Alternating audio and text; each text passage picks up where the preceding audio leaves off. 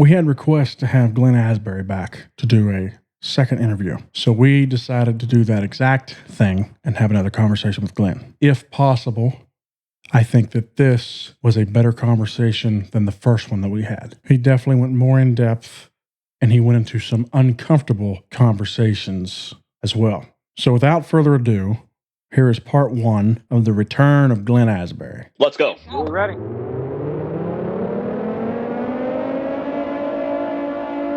Three, two, one.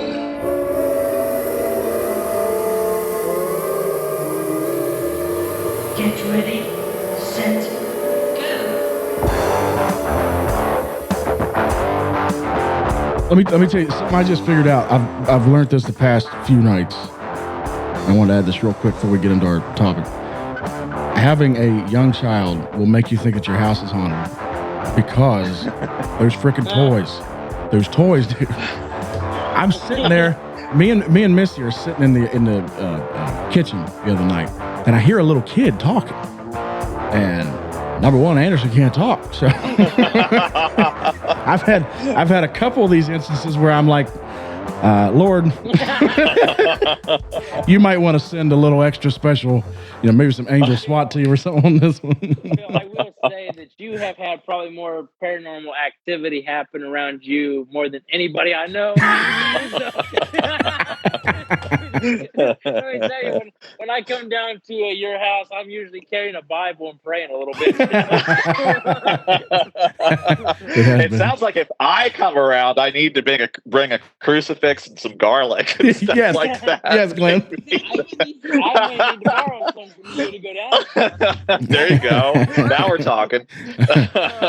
Well, we're back with Glen Asbury. Glenn, I want to welcome you back to the show and actually to hostile Protestant territory this evening. We've decided to gang up on you a little bit.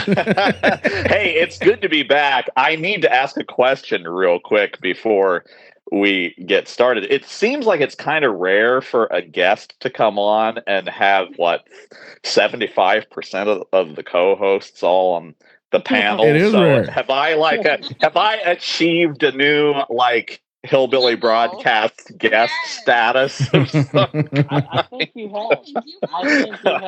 I've made it, man. I just put out the word that I needed to help keeping an eye on you, Glenn. Yes. I see. So, Glenn, this is actually kind of by request. After you were on for the first time, there were people that really enjoyed what you had to say and had more questions. So, actually, you came up with the idea to put out a Facebook post and let people know we're going to be doing this episode, and so they could write in their questions, and you would take them. Which means you're a very brave man, in my opinion. Can I, Phil? That's kind of you. But on that note, may I say something about this real quick, Sure. right out of the gate?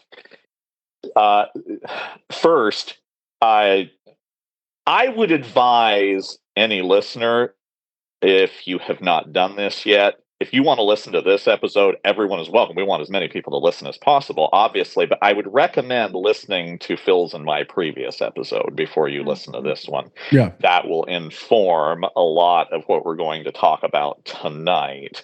Yeah. The second thing I want to say real quick is the number one, the feedback that both Phil and I got from the first episode was immense, and I would say 100% was very kind. And I heard, I got feedback from all across the spectrum, from people who are still in the CHM to Catholic friends. And everyone was very kind. So I'm gratified, and to God be the glory, in all honesty. But I wanted to say this, similar to that, the volume of questions that between various posts and cross posts on social media and threads and then private messages, the volume of questions we got was rather immense. Oh, yeah. And we're going to go a little while tonight, from my understanding. But if you do not hear your question addressed this evening, be of good cheer. It is not being permanently ignored. There are only 24 hours in a day. That's exactly right. So we will, the plan, I believe, Phil, correct me if I'm wrong, but the plan, I believe, is to record again, I suppose within reason, however many times we need to, until all the questions have been addressed. But we just won't get to all of them tonight. Sure. Yeah, it's a very interesting topic. I mean, I was actually talking to somebody the other day and about you and about Catholicism and all that, and I said he hasn't persuaded me. However, he has caused me to soften my view a lot. And it was instant because this guy was talking. He's like, "Oh yeah, me too." He's like, he's done the same thing for me. So I will take it. I will take it with gratitude. Yeah, like I said in our first episode, not around it. Wasn't around it. Sure. In fact, the old timers. Neither was I for my growing up years. A lot of the old timers, they even figured in the that the Catholic Church was somehow this end times beast, and also anything that we heard about it was bad. Yes, the Catholic Church is the whore of Babylon. Oh yeah. Yes. The Jack Chick tracts and all of it. Oh yes. Growing up, I never heard anything good about the Catholic. It was always stay away from them. They're no good. Don't even think about going near them. If you ever see them, you run in the opposite direction. Yeah. And so and so, of course, obviously, since coming out of that, that's not how I am at all anyways, because I'm like, okay, I got to figure out this stuff for myself. So it's been really good to hear your side of things. And yes, so I'm loving this. Well, thanks, Kane. And then, yes, I resemble that remark. I mean, that was very similar to my own.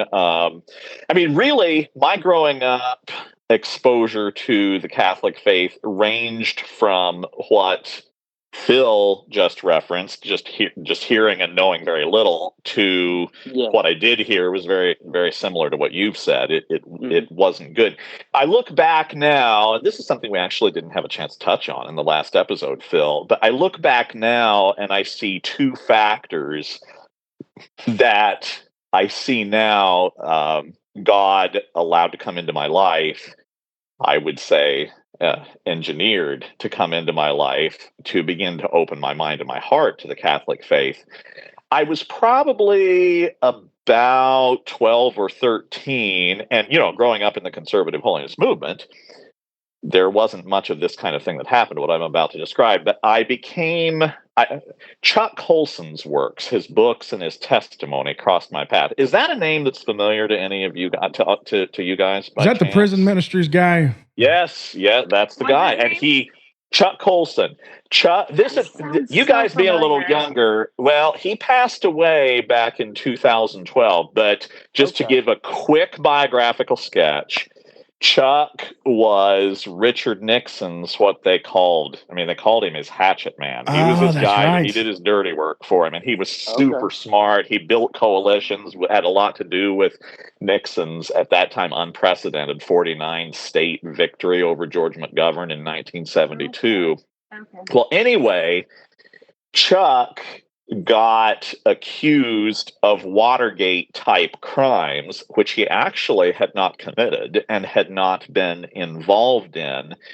But in all of the, of course, crisis of all of that, the testimony is beautiful. We don't have time to get into that tonight. But the bottom line is he was introduced to Jesus Christ by a friend of his and came to faith in Christ in just an amazing way. And then lived the rest of his life serving God. And yes, like Phil mentioned, founding Prison Fellowship, which is still going strong today in prisons all across the world, teaching people the basics of the Christian faith.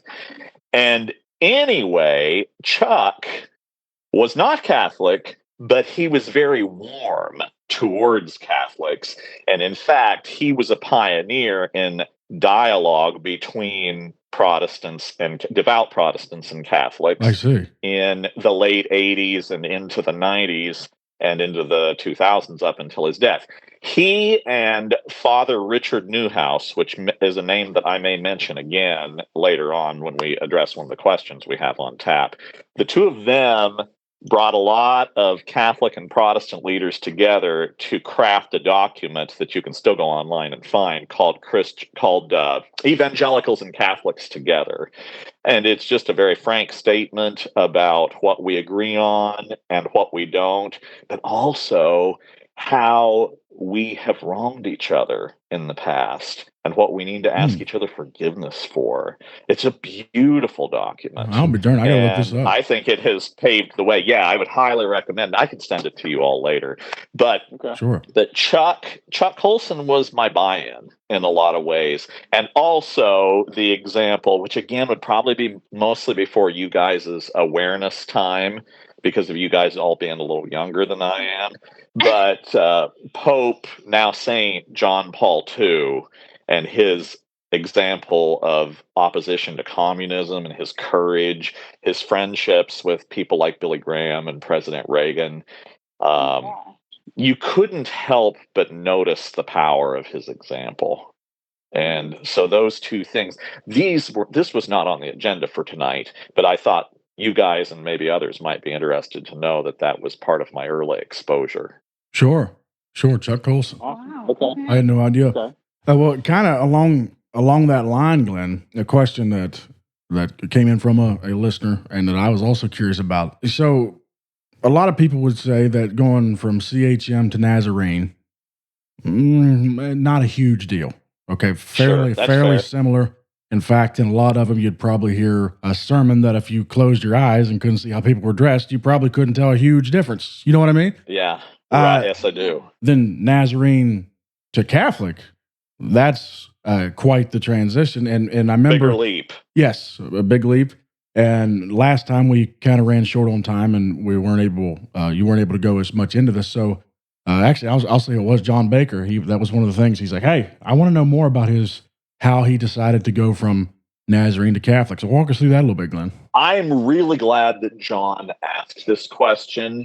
And one of the things that I've always wanted to be sure, so I'm glad I'm having a chance to flesh this out a little bit more tonight, because one of the things I've always wanted to be sure that people understand when they hear my story is that my and my family's journey from the Church of the Nazarene to the Catholic faith shouldn't be construed as an anti-Nazarene move.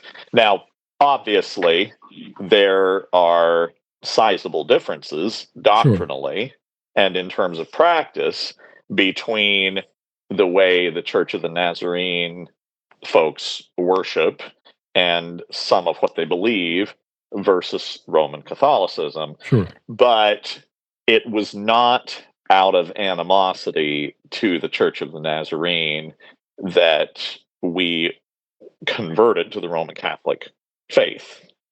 I mentioned Father Newhouse a minute ago, Father Richard John Newhouse. Father Newhouse grew up in the Lutheran tradition in the Missouri Synod. And when he became Catholic, the way that he put it is similar to what I say about how I feel in regards to the Church of the Nazarene. What he said was everything that he had been taught in Lutheranism that he held dear and realized had informed his walk with Jesus Christ, none of it was lost. He just became more fully what he already was. I see. Oh, that's And I thought that was just a beautiful way to put it. Now, I should say this: the Kokomo Nazarene Church that we attended for 8 years. When I walked everyone through last time our journey of leaving the conservative holiness movement, one thing that I didn't clarify that I'd like to tonight is that when we left the CHM, it really wasn't too much, if any at all, because of doctrinal differences. It was differences about the external requirements that we elaborated on and went over. If you want to hear more about that, go listen to the last episode. Like I told you. But so because we can't retread all that tonight. It was only later guys after going to the Nazarene church and just being delighted to be there for a while. That as one should, I began to examine and think about different things as the months passed.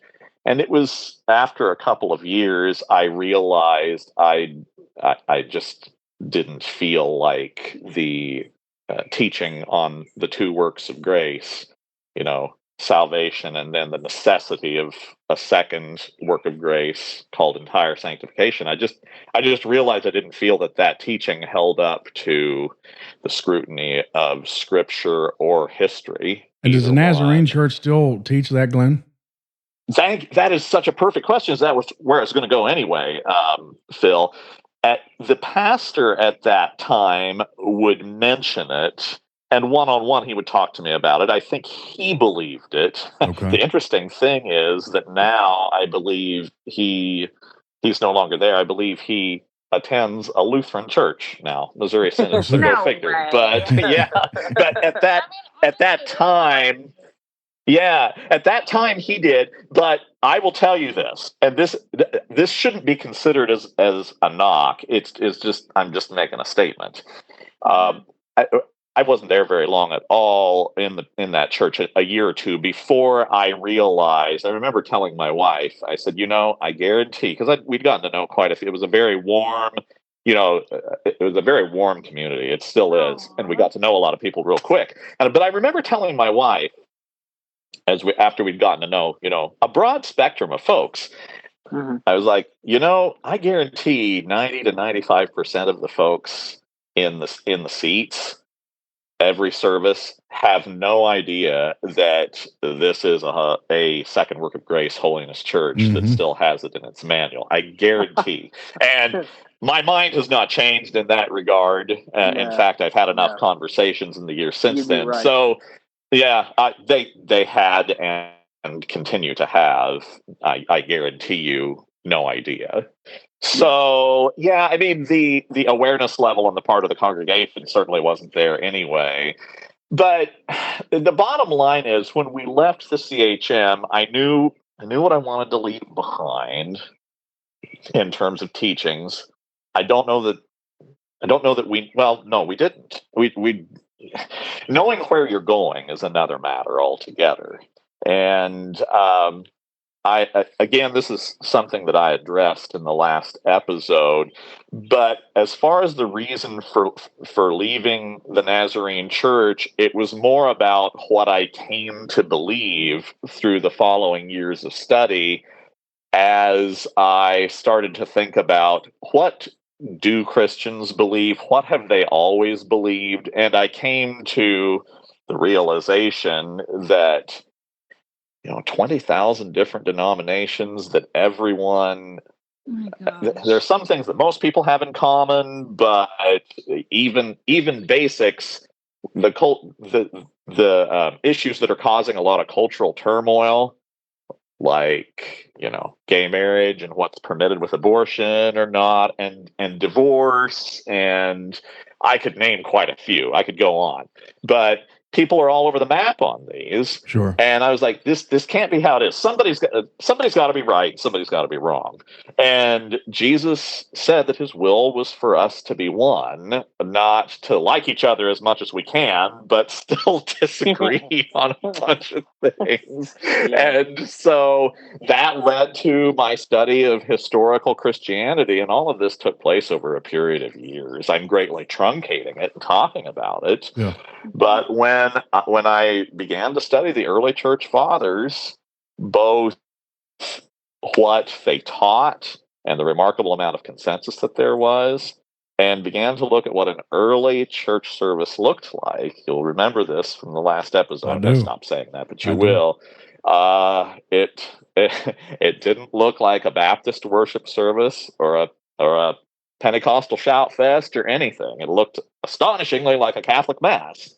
And so that's a big part of the answer. So really, to distill my answer to John down to one sentence, this is how I would put it.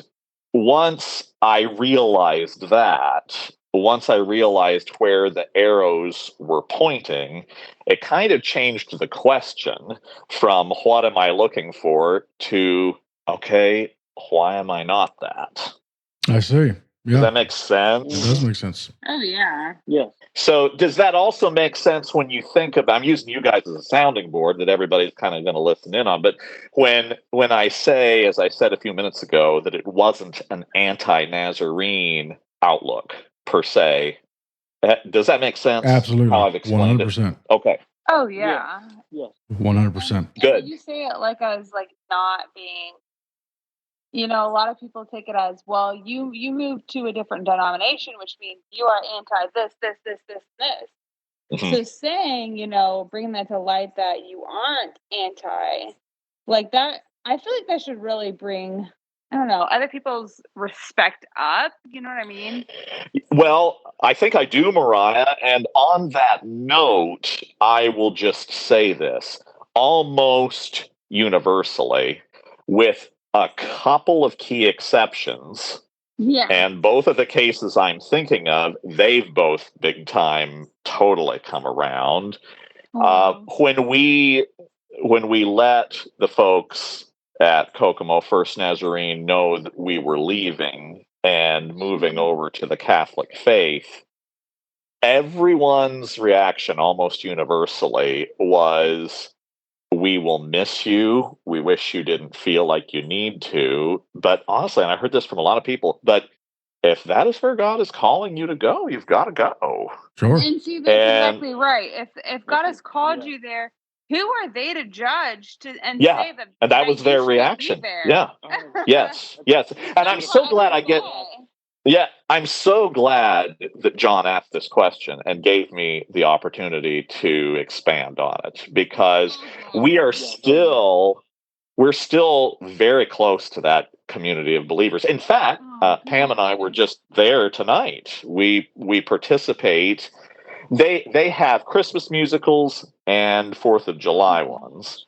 And they're really kind of a community event. Anyone from the community can come and practice and then sing, whether you attend the church or not. And so that's been a great way for us to continue to stay involved. They also allow their facility at Kokomo First Nazarene to be used every couple of weeks by our local homeschool group. And of course, that is participated in by churches and some non-church folks. Sure. Very few, but some, from all across the Kokomo community and surrounding small towns. So they're wonderful people. I love them dearly, and I still consider many of them some of my dearest friends. This actually brings up a question, Glenn, that I had for later on, but since we're here, I Sure. remember asking you when we first got to talking, because this was a misconception of mine, and I'll just ask you now and let you explain it again for the audience. How do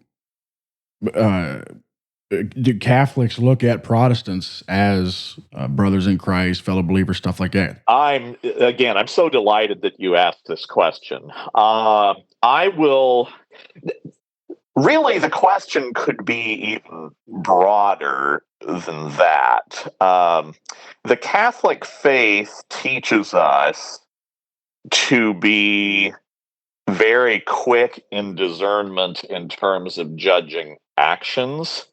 It teaches us to be very, very careful about judging someone's eternal destiny, though. And Sure. I can bring it in even closer when it comes to who we refer to as our separated brothers and sisters in Christ. So that partly answers your question right there. Well, it does. These are people, Protestants are people who are Christians, but they're not in full communion with us. I think we would all four acknowledge that. Yeah, right? absolutely.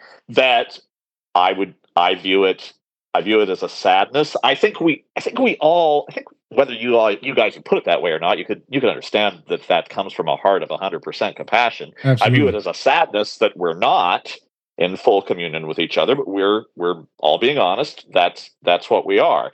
But can someone go to heaven without being Catholic. When people hear Catholic teaching and read the catechism and read centuries of tradition, they come across the phrase, there's no salvation outside the Catholic Church, and that puzzles a lot of Protestant folks.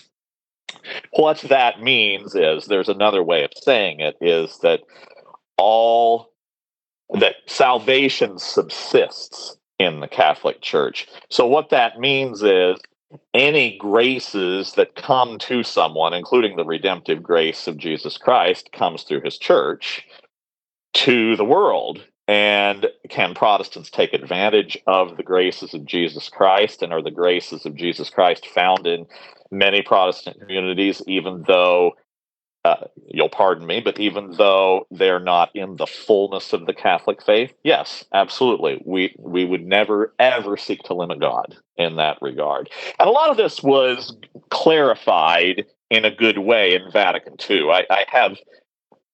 I have some issues with, I would put it this way, some of what has been done in the name of Vatican II, at least, but since the 60 years ago that it was held. But that the spirit of charity towards our Protestant brothers and sisters that has continued to be fostered more deeply, I would say, in the years since then, has certainly been a positive development, I would say. So does that answer the question? Absolutely. And the reason I want to bring that up is I think that reflects on how you were just talking about your friends that you're still very close to from the Nazarene Church. Yes. For some reason, I was under the I was misinformed, but for some reason, for all these years, I always thought, well, we think that y'all look down on us and vice versa. Because I can remember hearing now some of the old school preachers that we used to be around, when they would get asked the reverse of this question, they were not as kind. Definitely didn't show as much. That's for sure. But I remember once you told me that, I was like, oh. And then, like I said before, when me and John were talking about it, just being exposed to what you've got to say has really opened my mind up a lot about what's like. Well, I knew absolutely nothing about the Catholic faith before me and you started talking. But I always find that interesting. Phil, we are not going in the order that we've set down, but I'm going to take a page out of your book that you just did, and this seems like a perfect segue to address a question that I believe that it was Regina Baker who asked, which was an excellent one, and she, and maybe none of you three would even realize this as we're talking, but as we're talking, I'm realizing that it fits very well. She asked something along this line. So if a Protestant attends a Catholic mass, she said she had heard that they are asked not to receive communion, or is that is the expectation. And I need to answer that very forthrightly and say, yes, that is correct. So I need to say why that is and what it does or does not mean. So Catholics believe and teach that, I mean, this is one of the fundamentals of Catholic belief, that when we take communion, when we participate in the Eucharist, we are consuming the literal body and blood of Christ. So, two things I would say: Protestants don't believe that. That is a key division. It wasn't always this way, but that division formed pretty quickly after the Protestant. We call it the Protestant Revolt, but the Protestant Reformation. It's like that's the Protestant perspective. So a little inside I like that secret there for whether you. You call it the Civil War or the war between the states, or the War of Northern Aggression. Yes, I'm not saying Northern Aggression. All the different names depend on the on one's perspective, yes, shall we say? But look, if we're being candid, it is a key dividing line between Catholics and Protestants. So we can't offer to you what you don't know that you're receiving. I see. In addition to that, this would be the even bigger picture answer. going clear back to the early days of the church. Actually, let me tell our story first, and what anyone who seeks to come into the Catholic community to become Catholic. I think this will probably interest you guys because you probably wouldn't be aware of this. I wasn't until it was time for us to become Catholic. But, I'll put it this way. When we joined First Church of the Nazarene, we went to one 3-hour meeting. We're informed about, different things that the church teaches and how that particular local congregation functioned. And then that was on a Saturday, and the next day we were all welcomed to the front of the church and welcomed into membership. And it was warm and very inviting. And again, this is not a negative. All right, when you go to become Catholic, you enter what's called RCIA, which stands for the Rite of Christian Initiation for Adults. That is a 9 to 10 month, every week for 2 hours course of study on what it means to be Catholic. Wow. Wow. So at any point, if you find something you don't agree with, you're allowed. Well, it's not you're allowed. You drop out, and we see go. But it happens usually. Some people fall out along the way. And once you've gone clear through all of it, then you're ready to assent to everything the church teaches. And so just even explaining that process, this is what the early church, may I say this? This is what the early church intended, for people to be familiar with what following Christ meant. And I'll put it this way, guys. I think this is something we'll all understand, and I think we'll all be on the same page with this. Can we agree we're certainly living in a time that if you don't know that following Jesus Christ means certain things will be required of you, that there's a cost for it, you're probably heading for disappointment in your life at some point down the line, because we're living in a day, it hasn't always been this way in the United States, but we're living in a day when following Christ in our lifetimes is probably going to cost us something, whether we're Catholic or Protestant. And think about the New Testament era. What it was like then. I mean, routinely people paid with their lives, right? Yep. So they needed to know what it was going to mean to follow Christ, and Absolutely. what they would be expected to defend. And that was the atmosphere in which the practice of Christian education, catechesis, you could call it, was rooted in for those who sought to convert. So I have to say, Glenn, in a way, I can really admire that, because coming from what we all did, there was this thing of there were certain things that you believed, but you didn't know why, and you didn't even you especially didn't know the deep doctrine. We knew John Wesley was involved there somewhere, but I knew nothing about him. I didn't know church history. I didn't know nobody sat me down and was like, here's the reason why. Let's just go down the list. Yes. They didn't do that. So I can really appreciate that Catholicism does it and kind of gets you on the same page and explains it, draws it all out there for you. Well, I agree with you, Phil, and I do need to hastily add this. I wish this were not the case, but if you go to the average Catholic congregation and just poll any, I don't know, pick your number, any 50 members of the congregation about, what does the church teach about X or Y? I would shudder with worry about what you might hear. But I guess what I would say is it shouldn't be this way. All the resources are there. One thing I love everything about being Catholic, but one thing I love especially is there's a catechism. It's all right there. Sure. It's all spelled out right there. But how many people take advantage of it? You can lead a horse to water, but you can't make him drink. You can't make it drink. That's exactly right. Unless you load him up on sodium. Let's go on to the next one, Glenn.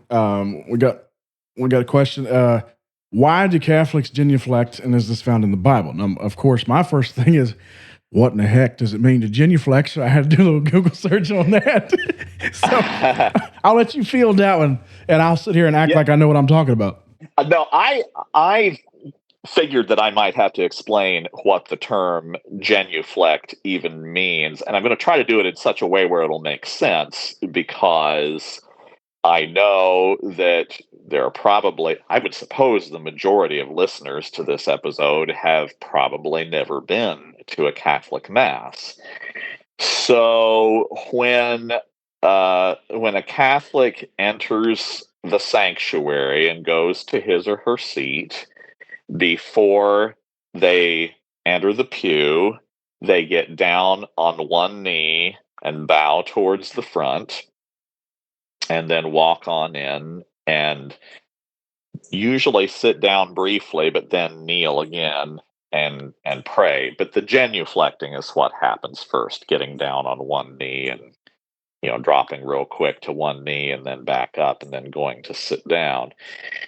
The reason for this is, well, I mean, you could look at it and think, okay, it's just a simple gesture of respect towards the front, which, of course, in every Catholic church, there's usually a large crucifix at the front, very prominently displayed, but that's not the reason.